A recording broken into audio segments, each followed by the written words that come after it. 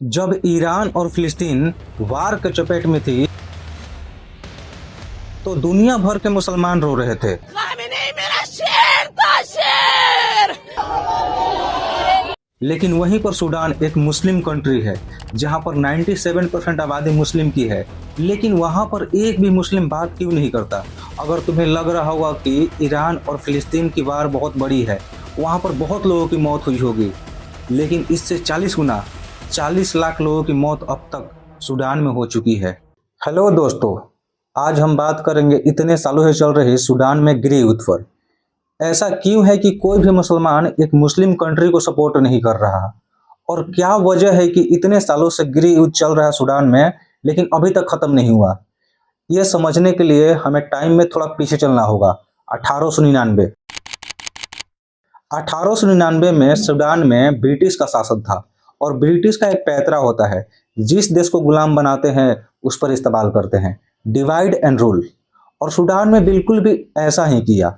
Sudan को दो हिस्सों में बांट दिया, साउथ सूडान और नॉर्थ सूडान। साउथ सूडान में जहां पर सिर्फ मुस्लिम लोग रहते थे, और नॉर्थ सूडान में जहां पर सिर्फ ईसाई लोग रहते थे, और यहीं से सिविल वार का बीज बोया जाता है। लेकिन फिर आता है 1956, और 1956 में सूडान को आज़ादी मिलती है, और आज़ादी के बाद असली समस्या स्टार्ट होती है। सूडान दो हिस्सों में है, नॉर्थ और साउथ। पहले हम नॉर्थ को समझते हैं। नॉर्थ में ज़्यादातर आबादी मुस्लिम की है, और वहाँ पर अरबी भाषा बोली जाती है। लेकिन आज़ादी के बाद संसद, मंत्री और सेना में ज़्यादातर पद उत्तर के मुसलमान को मिले, और सरकारी नौकरी 90% सरकारी नौकरी उत्तर के मुसलमान को आज़ादी के बाद मिला। स्कूल, कॉलेज और हॉस्पिटल और पुलिस की ट्रेनिंग उत्तर में थी, और प्रशासन पूरी तरह से उत्तर के कंट्रोल में चला गया, और जो केंद्र में सरकार बनी वो भी उत्तर की बनी। लेकिन उत्तर के तो लोग थे मुस्लिम, और वो चाहते थे कि पूरे देश पर शरिया कानून लगे, मुस्लिम लॉ। नॉर्थ सूडान को तो हम समझ गए, लेकिन अब बात करते हैं दक्षिण की। दक्षिण में ईसाई और पारंपरिक धर्म के लोग रहते थे। वहां पर अफ्रीकन स्थानीय भाषा बोली जाती थी, और आज़ादी के बाद दक्षिण के लोगों को संसद, मंत्रालय और सेनाओं में बहुत कम सीटें मिली, और दक्षिण को जानबूझकर विकास से दूर रखा गया।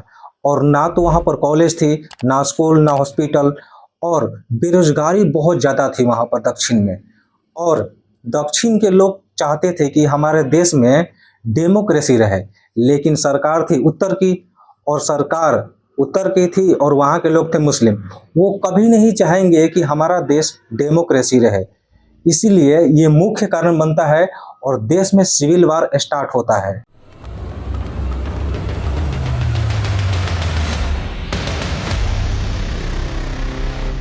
लेकिन फिर आता है 1969।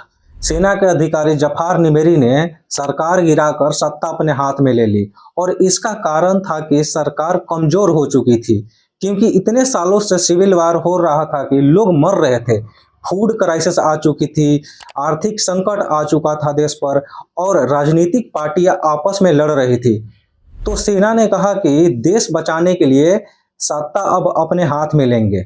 और फिर आता है 1972, सूडान के गोल्डन डे।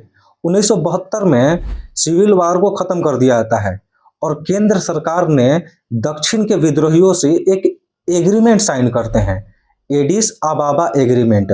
और उस एग्रीमेंट में था कि दक्षिण को ऑटोनोमस रीजन बनाया गया, अपनी रीजनल गवर्नमेंट और एम्बेसी बनाने की अनुमति मिली। स्थानीय प्रशासन दक्षिण सूडान खुद संभालेगा। दक्षिण के रेबल फाइटर को नेशनल आर्मी में शामिल किया गया। दक्षिण की ईसाई और पारंपरिक अफ्रीकी पहचान को मान्यता मिली। इस्लामिक कानून पूरे देश पर जबरदस्ती लागू नहीं होगा।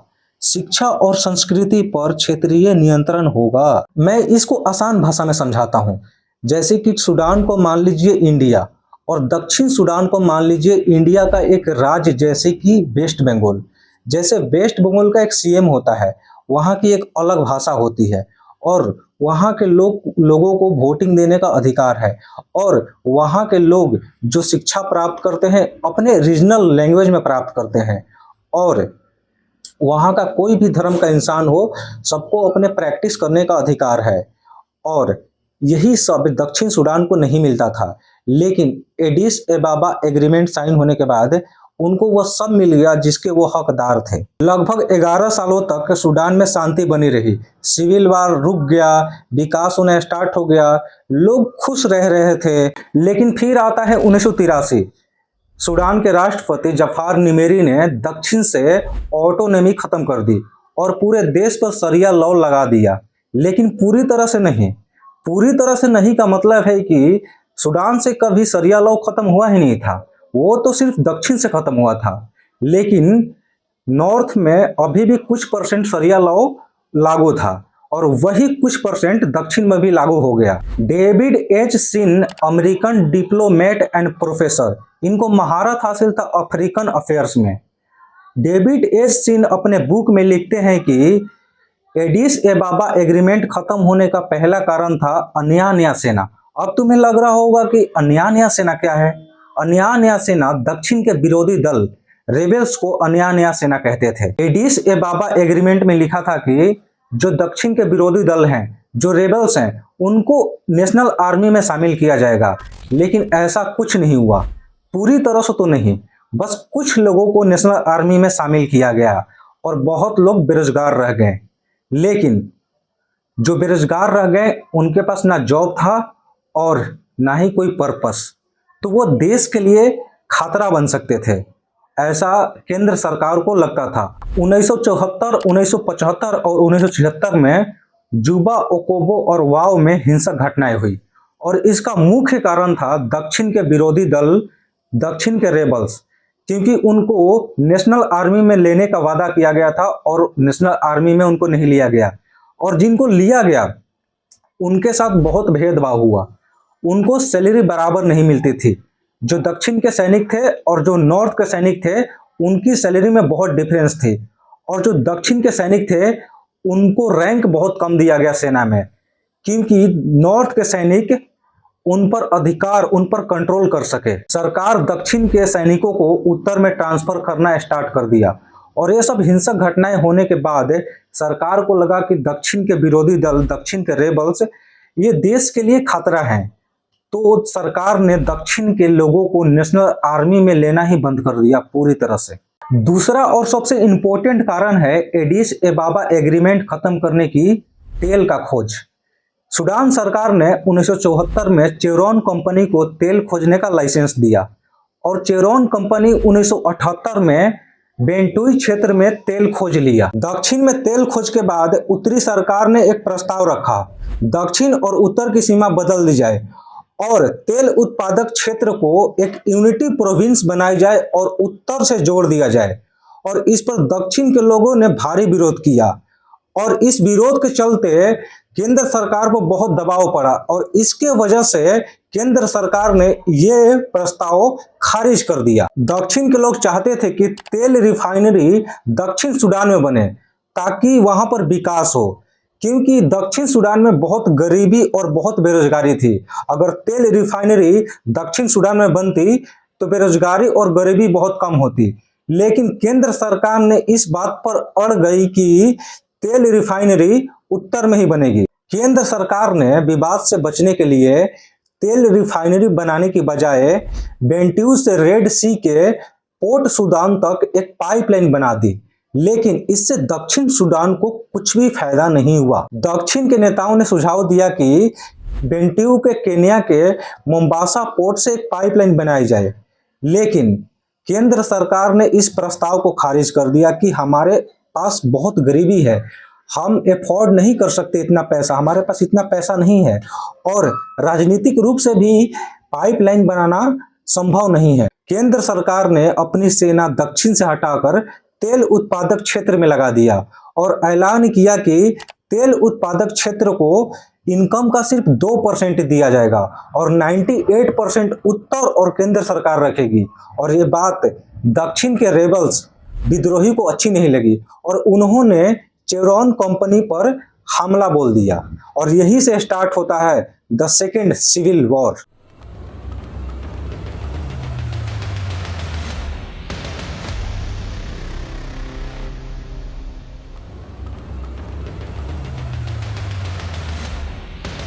और फिर आता है 30 जून 1989, सेना ने लोकतांत्रिक सरकार को सत्ता से हटा दिया और सेना के अधिकारी उमार बिन बशीर ने सत्ता पर कब्जा कर लिया। सत्ता पर कब्जा करने के बाद संसद भंग कर दी गई, संविधान को सस्पेंड किया गया और राजनीतिक पार्टियों पर बैन लगाया गया और मीडिया और प्रेस को कंट्रोल किया गया और इस्लामिक आइडियोलॉजी पर शासन शुरू किया गया। इस्लामिक आइडियोलॉजी पर शासन शुरू होने का मतलब नॉर्मल नहीं था, ये बहुत कड़ी रूल थी।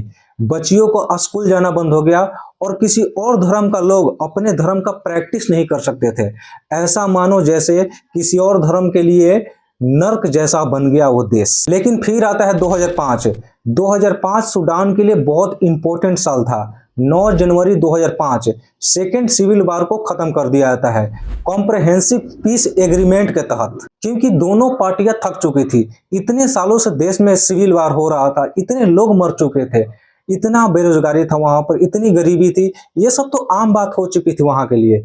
लेकिन इंटरनेशनल जब प्रेशर आया केंद्र सरकार पर, तो अमेरिका और अफ्रीकन यूनियन ने एक बैठक बुलाई और उस बैठक में कॉम्प्रहेंसिव पीस एग्रीमेंट साइन हुआ। पीस एग्रीमेंट में था कि नॉर्थ और साउथ में पावर शेयरिंग होगी और वाइल्ड रेवेन्यू का 50-50 डिवीजन होगा और दक्षिण सूडान को एटोनॉमी वापस दी जाएगी और 6 साल बाद रीफ्रेडम का प्रॉमिस किया गया। मैं आपको रीफ्रेडम का मतलब बताता हूँ। रीफ्रेडम का मतलब होता है कि सरकार फैसला नहीं लेगी, फैसला नागरिक लेंगे। और 2011 में रीफ्रेडम होता है जिसमें दक्षिण के लोगों का वोट लिया जाता है कि क्या दक्षिण सूडान को एक नया देश बनाना चाहिए। तो दक्षिण के लोगों ने ज्यादातर वोट इसमें दिया कि हाँ, दक्षिण को एक नया देश बनाना चाहिए। अब आप सोच रहे होंगे कि दक्षिण सूडान तो अलग हो गया, तब क्यों सिविल वार हो रही है। तो दक्षिण सूडान तो अलग हो गया, लेकिन दक्षिण सूडान और नॉर्थ सूडान दोनों में अलग अलग सिविल वार हो रही है और दोनों की वजह अलग है। मैं आपको समझाता हूं कि दोनों की वजह क्या है सिविल वार होने की दोनों देशों में। पहले बात करते हैं साउथ सूडान की। साउथ सूडान को तो एक नया देश मिल गया, लेकिन फिर भी वो लोग क्यों लड़ते रहते हैं। तो इसकी वजह है वहां का नेता और वहां की पार्टियां हमेशा सत्ता में रहने के लिए आपस में लड़ते रहते हैं। और दूसरी वजह है ट्राइबल कॉन्फ्लिक्ट, जनजातियों में हमेशा लड़ाई होती रहती है।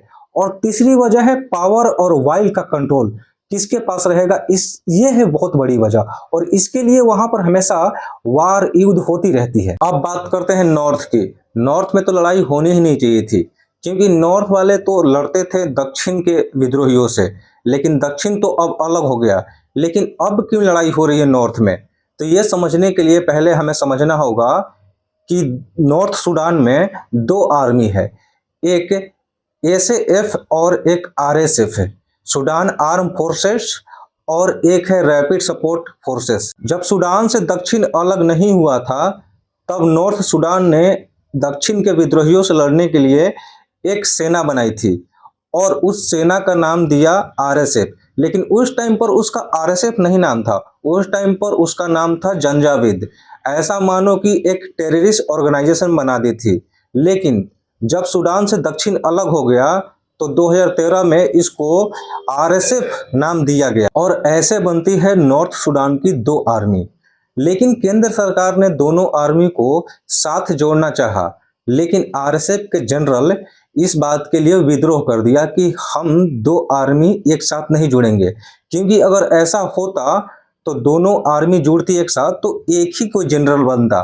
लेकिन आरएसएफ के जनरल को लगा कि शायद मेरे हाथ से पावर पैसा चली जाएगी, इसलिए उन्होंने विद्रोह स्टार्ट कर दिया, क्योंकि आरएसएफ के जनरल के पास गोल्ड माइन का कंट्रोल था। लेकिन इतना कुछ होता है सूडान में, लेकिन कोई भी इंटरनेशनल मीडिया या मुस्लिम देश या मुस्लिम लोग इस पर बात क्यों नहीं करते। अगर यही फिलिस्तीन और ईरान में हो जाए तो मुस्लिम लोग या मुस्लिम देश बहुत चिल्ला चिल्ला कर बताने लगते हैं कि ऐसा हुआ वैसा हुआ। लेकिन अगर बात सूडान की होती है तो वो लोग बात क्यों नहीं करते। ईरान और फिलिस्तीन में अब तक जो युद्ध हुआ है, दोनों देशों को मिलाकर अब तक 90,000 लोगों की मौत हो चुकी है। लेकिन वहीं सूडान में अब तक 4 मिलियन 40 लाख लोगों की मौत हो चुकी है। लेकिन इंटरनेशनल मीडिया इस पर बात क्यों नहीं करता, तो इसकी वजह है इंटरनेशनल फंडिंग, गन सप्लाई। रही बात मुस्लिम की, तो मुस्लिम लोग बात क्यों नहीं करते, तो पहले हमें यह समझना होगा कि मुस्लिम लोग बात कहाँ करते हैं, जहां पर मुस्लिम लोगों को मारा जा रहा होगा और मारने वाला गैर मुस्लिम होगा, और इससे फर्क नहीं पड़ता कि गलती किसकी है, चाहे टेररिस्ट ही क्यों ना हो। एग्जाम्पल उसामा बिन लादेन का ही ले लो, और हाल फिलहाल में ईरान में जो खमनेई को मारा गया, उसके लिए लोग इंडिया में प्रोटेस्ट कर रहे थे, और उनको पता भी नहीं है कि ईरान में एक ह्यूमन राइट प्रोटेस्ट हुआ था, उसमें खमेनेई ने 30,000 लोगों को मार दिया था। लेकिन इंडिया के लोगों के लिए वो तो एक सुप्रीम लीडर है। बस यही कि हमारी आवाम यतीम हो गई। हमारे जो सुप्रीम लीडर थे वो हमें छोड़ के जा चुके हैं, और हमारे सुप्रीम लीडर को जो है वो छुप के वार किया है। लेकिन मुस्लिम वहां नहीं बोलते जहां पर कोई एक मुस्लिम किसी गैर मुस्लिम को मार रहा होगा, और या तो दो मुस्लिम आपस में लड़ रहे होंगे। एग्जाम्पल के लिए अफगानिस्तान और पाकिस्तान वार का ही देख लो। अफगानिस्तान तो हमारा अच्छा दोस्त है, उस पर तो बात करनी ही चाहिए, लेकिन लोग उस पर बात नहीं करते।